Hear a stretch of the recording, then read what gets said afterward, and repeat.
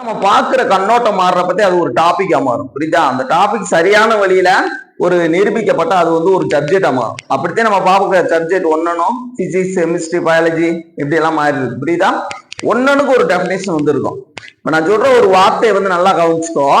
இது கடைசியில வந்து மாறும், ரெண்டும் தழுவி போகும். என்னன்னு சொல்லி கேட்டோம்னா இயற்பியலின் படி அக்கார்டிங் டு பிசிக்ஸ் என்னன்னு சொல்லி கேட்டோம்னா இயற்பியலின் படி ஒரு மனிதன் தலையில் பளுவை சுமந்து கொண்டு தொடர்ந்து ஒரே இடத்துல நின்று கொண்டிருந்தா அவர் செய்த வேலை வந்து பூஜ்ஜியம், சீரோன்னு சொல்லுவாங்க. என்னன்னா ஒரு மனுஷன் வந்து ஒரு தலையில வந்து ஒரு சுமை, ஒரு வெயிட்டை வந்து தூக்கி வச்சுட்டு நின்றுருக்காரு.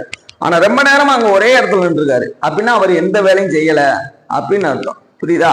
இது எப்படி அப்படின்னு பார்த்தோம்னா ஒரு இது வந்து இருக்கு, ஒரு ஃபேமஸான ஒரு சைக்காட்ரிஸ்ட் என்ன செய்யறாருன்னா ஒரு பாட்டில் வந்து எடுத்துட்டு போறாரு. ஒரு பாட்டில் எடுத்துட்டு போறப்போ அதுல பார்த்தோன்னா ஒரு ஈக்குவலா பாதி அளவு தண்ணி வந்து இருக்கு.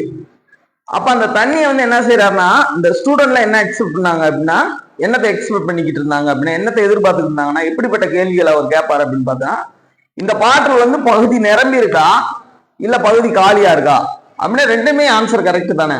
பாதி காலியாவும் இருக்கு, பாதி நிரம்பி இருக்கு. ஆனா அவர் வந்து அதை கேட்கல. இந்த பாட்டிலோட வெயிட் என்ன, இந்த வாட்டரோட இருக்க இந்த வாட்டர் கேனோட வெயிட் என்ன அப்படின்னு சொல்லி கேட்டார். அதை எப்படி சொல்ல முடியும்? ஏதாவது எது கூட கம்பாரிசன் போட தானே சொல்ல முடியும். ஒரு வெயிட் இருக்குன்னா ஒரு வேயிங் பேலன்ஸ் இருக்குன்னா அதுல வச்சா தானே தெரிய முடியும். அப்படின்னு இது வந்து இப்படி பிடிக்க சொல்லிட்டு இருக்காரு. இப்படி பிடிச்சோடனே அதை வந்து கொஞ்ச நேரம் பிடிச்சிட்டே இருந்தீங்க.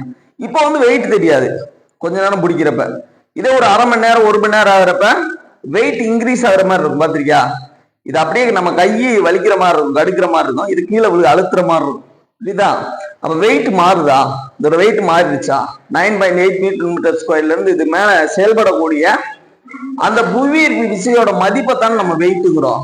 வெயிட் வேற, மாசு வேற. புரியுதா? ஒரு பொருள் மேல எவ்வளவு ஃபோர்ஸ் ஆஃப் கிராவிடேஷன் ஃபோர்ஸ் வந்து செயல்படுது அப்படிங்கிறது வெயிட். இது வந்து பூமியோட சர்ஃபேஸ்ல மட்டுமே 9.8 மீட்டர் ஸ்கொயர் வந்து இருக்கும். மேல போனாலும் இல்ல ஆழத்துக்கு போனாலும் இந்த வேல்யூ வந்து மாறும். இப்ப இப்படியே புடிச்சுக்கிட்டே இருக்கும். புடிச்சுக்கிட்டே இருக்கணும், வெயிட் மாறுற மாதிரி தெரியும். பாத்திருக்கியா? இது மாறுதா? வெயிட் மாறுதா? இல்ல. அந்த ஃபேஸ் இப்ப இதுல எல்லாம் பார்த்தோம்னா வெயிட் வந்து அந்த சேஞ்ச் ஆகும், எடை இழப்புன்னு சொல்லுவாங்க. ஏன்னா அங்க வந்து கிராவிடேஷன் ஃபோர்ஸ் வந்து கம்மியா இருக்கும், மாறும், இதனால மாறும். ஆனா இங்க வந்து மாறுறது இல்லை.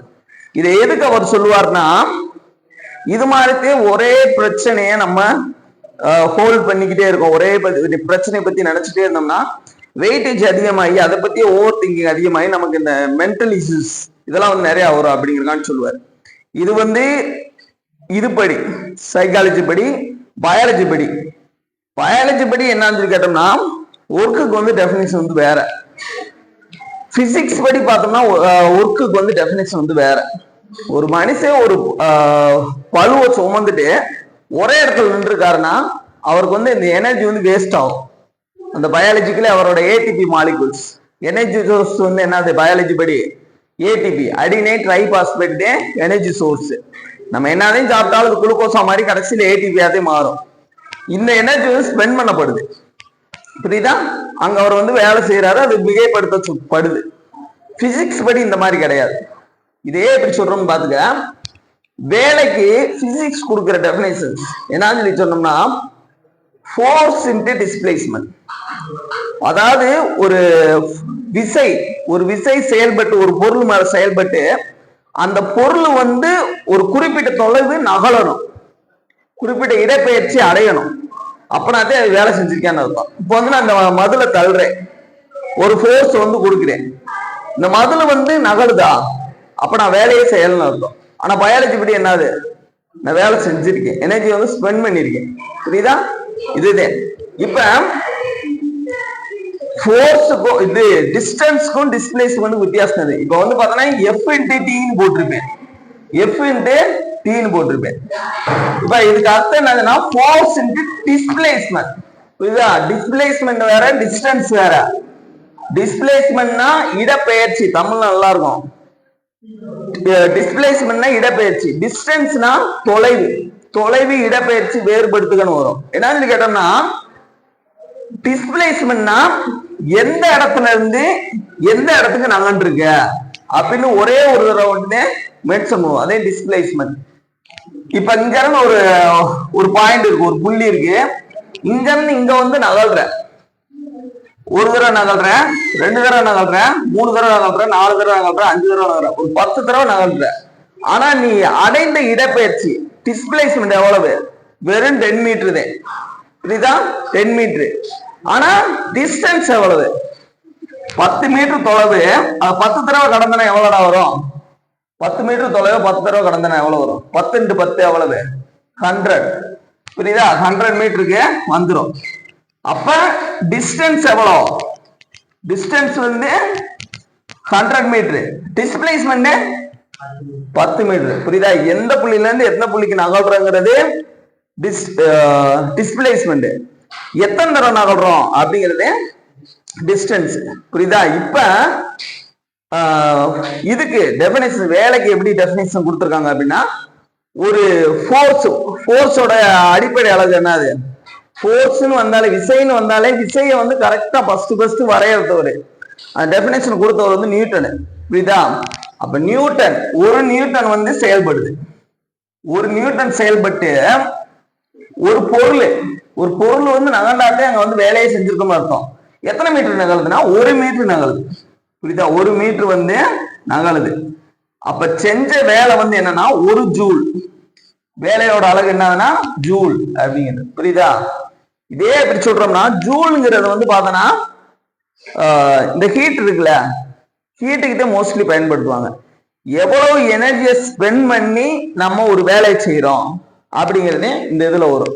ஒரு யூனிட் மாறுதல், எல்லா இடத்துலயும் வேலை வந்து நடக்குது.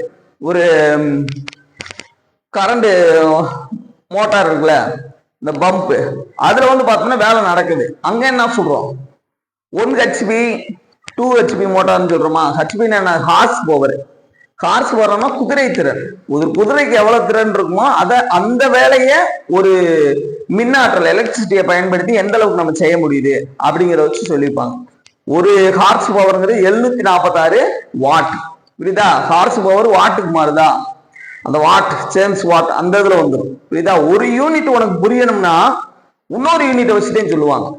ஒர்க்கு வந்து உனக்கு வந்து புரியல, ஒர்க் வந்து என்னன்னு தெரியல, ஃபோர்ஸ் டிஸ்பிளேஸ்மென்ட்னா உனக்கு வந்து தெரியல. ஒரு பொருள் மீது ஒரு நியூட்டன் விசை செயல்பட்டு அந்த பொருளை வந்து 1 மீட்டர் டிஸ்டன்ஸ்க்கு நகட்டுதுன்னா செய்யப்பட்ட வேலை வந்து 1 ஜூல் அப்படின்பாங்க.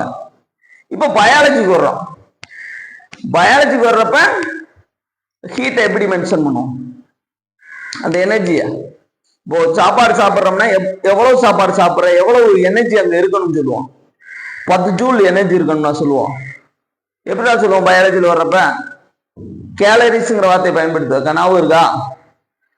கலோரிகள், இத்தனை கலோரி வந்து இருக்கு, புரோட்டீன்ல இத்தனை கேலரி வந்து இருக்கு, லிப்பிட்ல வந்து இத்தனை கேலரி இருக்கு, கார்போஹைட்ரேட்ல இத்தனை கேலரி இருக்கு அப்படின்னு சொல்லுவோம். எப்படி சொல்றோம்? அந்த கேலரினா என்ன அப்படின்னா அங்கேயும் ஹீட்டை வச்சுட்டேன்னு சொல்லுவாங்க. என்னன்னா 1 கிலோகிராம் வாட்டர் மாலிகுல் நீரை வந்து 1 டிகிரி செல்சியஸ் உயர்த்துறதுக்கு எவ்வளவு வேலை செய்யணுமோ அதே 1 கேலரி. புரியுதா?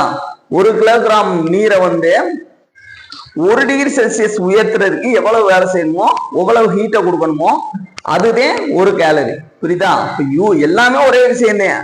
இங்க வந்து உனக்கு பிசிக்ஸ்ல அண்டர்ஸ்டாண்டிங் ஒரு மாதிரி இருக்கணும், பயாலஜில அண்டர்ஸ்டாண்டிங் ஒரு மாதிரி இருக்கணும். பிசிக்ஸ் படி பார்த்தோம்னா ஃபோர்ஸ் இன்டு டிஸ்பிளேஸ்மெண்ட், ஒரு ஃபோர்ஸ் விசையை கொடுக்கணும், கொடுக்கறது மட்டும் பார்த்தாது, அந்த கொடுக்கறதுனால அந்த பொருள் வந்து ஒரு குறிப்பிட்ட தொலைவு நகரணும், டிஸ்டன்ஸ் டிஸ்பிளேஸ்மெண்ட் வரணும். அப்ப நீ வேலை செஞ்சிருக்கணும் அர்த்தம். ஆனா பயாலஜி படி நீ எனர்ஜியை ஸ்பெண்ட் பண்ணாலே வேலை செஞ்சுக்கணும் அர்த்தம். இப்ப தெரியுதா எதுக்கு அந்த வார்த்தையை சொன்னோம்னே?